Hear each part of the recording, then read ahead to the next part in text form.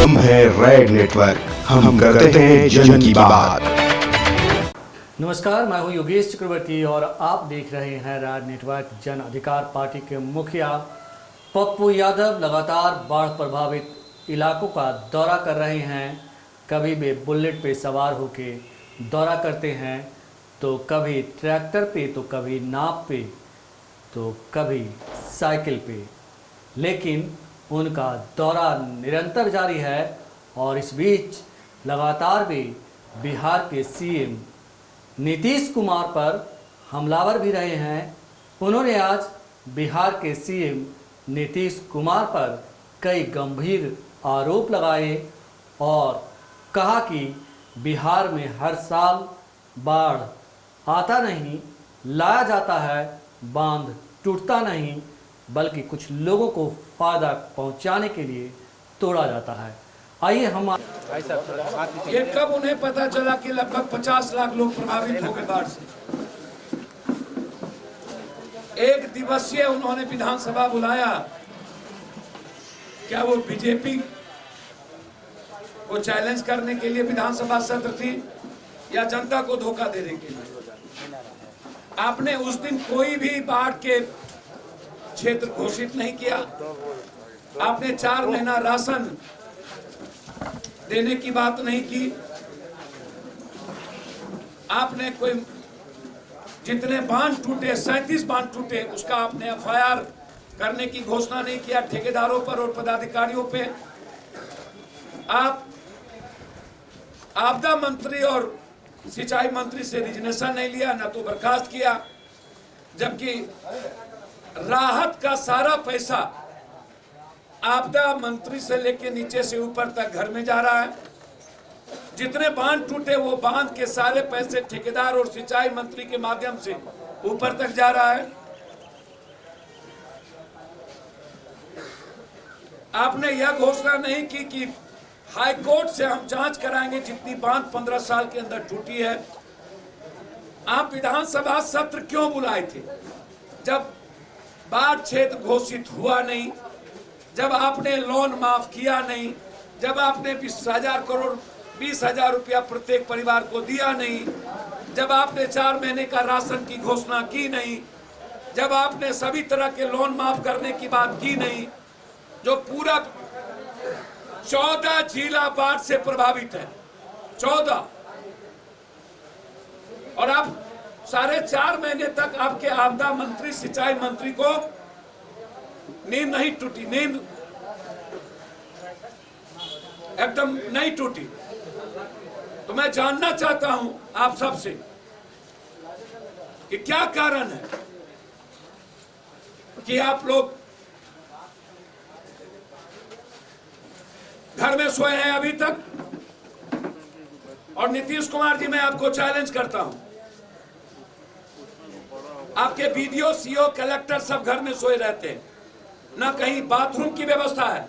मकैर, परसा, अमनौर के एक गांव हम कल गए, महिलाओं को शौचालय के लिए कहीं जगह नहीं है, रोड पर पानी भरा हुआ है। गांव छोड़ दीजिए, एक महल उसमें पूरी तरीके से डूबी हुई है, एक भी फूस के घर नहीं बचे, और शौचालय की कहीं महिलाओं की व्यवस्था नहीं है, जनरेटर की व्यवस्था नहीं है, पन्नी की व्यवस्था नहीं है, मेडिकल टीम की व्यवस्था नहीं है, चापाकल की व्यवस्था नहीं है, और किचन की व्यवस्था नहीं है। मेरा आग्रह होगा पूरी मंत्रिमंडल, नीतीश कुमार जी हवा हवाई करना छोड़िए। 15 साल बिहार की जनता को बहुत हवा हवाई करवाया, अब जमीन पर उतरिए। सत्ता पक्ष और विपक्ष दोनों का तालमेल था विधानसभा के सत्र में, तालमेल और घालमेल। हमरा बिहार में तू नटवा, तोरा बिहार में हम नटवा। ना तो विपक्ष ने बाढ़ क्षेत्र घोषित करने की मांग उठाई, ना ही लोन माफ करने के की उठाई। ये अपनी राजनीति कर रहे थे, ये अपनी राजनीति कर रहे थे। एक लाइन विपक्ष ने बिहार के 17 जिलों की बाढ़ क्षेत्र घोषित करने की मांग नहीं उठाई, जबकि विपक्ष का जिला सबसे ज्यादा तबाह है। छपरा, गोपालगंज और सिवान, ये कहता है मेरा घर है। और जो अपने घर में ना जाए वो पड़ोसी के घर की बात ज्यादा करता है। दोनों आदमी राजनीति के सबसे बड़े दलाल हैं। पॉलिटिकल गैमलर है, गैमलर, पॉलिटिकल गैमलर।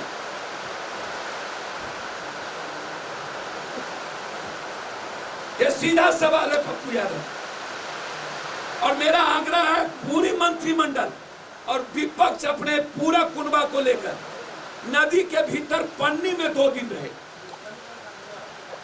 जहां पर कोई राशन नहीं है, मैं पारू के एक गांव, पारू का सरैया, मुजफ्फरपुर का बोचहा, सीतामढ़ी के सारे सड़कों पर कोई खाना की व्यवस्था नहीं। दरभंगा में बांध टूट गए, हाया घाट, केवटी, जाले, पूरा का पूरा जलमग्न। कल जहां नीतीश कुमार गए वहां पर 40 लाख रुपया लगाया कलेक्टर ने वहां का, और 3 मिनट भी नीतीश कुमार वहां नहीं रुके। और बिस्कुट का डिब्बा लेकर बच्चे से पूछ रहे हैं नीतीश कुमार, सर भी शर्मा जाएगा। प्लीज, आपको यदि जमीन पर जाना हो तो कलेक्टर, सीओ, बीडीओ और अपने काफिला के बगैर जाइए, तब आपको दर्द होगा नीतीश कुमार जी कि बिहार की 50 लाख जनता कैसे जी रही है। मौत से बदतर, जानवर से बदतर, नौ नहीं है कहीं। लोग जो डूब रहे हैं, नौ नहीं रहने के चलते, बोट की व्यवस्था नहीं की गई। मौत के सौदागर है ये लोग। बाढ़ पर श्वेत पत्र लाए। आपदा मंत्री और सिंचाई मंत्री का पूरा संपत्ति का जांच, और 15 साल 30 सालों के अंदर सब सिंचाई मंत्री, सिंचाई विभाग, ये बाढ़ इन लोगों के लिए कंप्लीट रूप से दुधारू है। ये लूटने का एक जरिया है, घर भरने का बाढ़ जरिया है, क्योंकि बाढ़ में कोई ऑडिट नहीं होता है, सुखाड़ में कोई ऑडिट नहीं होता है, ना आरटीआई होता है। इसलिए इन लोगों ने लूटने का एक रास्ता, बांध सरकार की पदाधिकारी तोड़वाती है, और इसमें मंत्रिमंडल की भूमिका होती है बांध तोड़वाने में। पूरा बांध टूटता नहीं है, तोड़वाया जाता है, और उसके बाद फ्लड फाइटिंग के नाम पर अरबों लूटे जाते हैं। क्या कारण है कि अभी तक किसी कंपनी पर एफआईआर लॉन्च नहीं हुआ और इंक्वायरी नहीं बैठाए? इसलिए विधानसभा सत्र नीतीश कुमार ने बाढ़ और कोरोना जैसे मुद्दे को दिग्भ्रमित करने के लिए, कोरोना में लगातार मौत की संख्या बढ़ रही है और नीतीश कुमार के डॉक्टर किसी को छूने को तैयार नहीं है नीतीश कुमार के आचरण के चलते। जब सब कुछ ठीक है नीतीश जी, तो 3 हेल्थ सेक्रेटरी को रिजाइन क्यों करना पड़ा, क्यों अलग होना पड़ा? इसका मतलब है कुछ भी ठीक नहीं है। 3 बार हेल्थ सेक्रेटरी का बदलना यह साफ दिखाता है कि बिहार स्वास्थ्य विभाग में कुछ भी सही नहीं है। पूरी बिहार की जनता को कोरोना में मरने छोड़ दिया गया और बाढ़ में भूखे और जानवर की जिंदगी जीने के लिए छोड़ दिया गया। एक भी एमएलए और एक भी पदाधिकारी, मंत्री जनता के बीच नहीं जा रही। कहां ये भाग चुकी है? भगोड़े हैं ये लोग, सौदागर हैं ये लोग। एक भी मंत्री और संतरी इनके जनता के बीच नहीं, और सारा राशन की लूट की व्यवस्था, यह सबसे बड़ी दिक्कत। और तीसरा चीज अंतिम, नीतीश बाबू बधाई आपको कि आपने बीजेपी को अच्छे तरीके से राजनीति का पाठ पढ़ाया। 12:30 बजे जब बीजेपी वाले सुप्रीम कोर्ट के फैसले को भी अपना फैसला बनाने में लगे थे टीवी पर, अरे मोदी जी, राम तो सुदामा और सबड़ी के बीच है। राम तो पप्पू के मन में और कन में है। राम गांव के झोपड़ियों में रहता है, राम मंदिर में नहीं रहता। और जब कल 12:30 बजे राजनीतिकरण का एक नया अध्याय शुरू हो रहा था, तो नीतीश कुमार ने 5 महीना 4-4.5 महीने के बाद 12:30 बजे ठीक अपने चेहरे चमकाने के लिए नया अध्याय शुरू कर रहे थे। क्या मानूं, नीतीश कुमार और बीजेपी ने ये जरूर नीतीश कुमार ने बता दिया, सर्वोच्च न्यायालय के फैसले को राजनीतिक फैसला नहीं माना जा सकता। कल जो हुआ राजनीतिक ड्रामा हाई वोल्टेज, वो आस्था के साथ खिलवाड़ था। आस्था का मतलब है राम हमारा, राम सबरी का, सुदामा का, और बिना सुदामा और सबरी के राम को समझना यह संभव नहीं है। ठीक किया नीतीश कुमार ने, कम से कम ऐसे मुद्दे को जो आस्था का भी राजनीतिकरण हो जाए, उसमें उन्होंने ट्वीट नहीं किया। इसके लिए नीतीश जी को बधाई कि कम से कम राजनीति से बचे नीतीश जी। पूरा देश का 130 करोड़ लोग, हर जाति धर्म वर्ग के लोग की आस्था ईश्वर अल्लाह भगवान गुरु के साथ है। सभी लोगों की आस्था पवित्रता के साथ है। हर चीजों में राजनीति करना यह सही नहीं है। हमें गर्व है कि सर्वोच्च न्यायालय के बाद देश के 130 करोड़ लोगों ने एक नई आस्था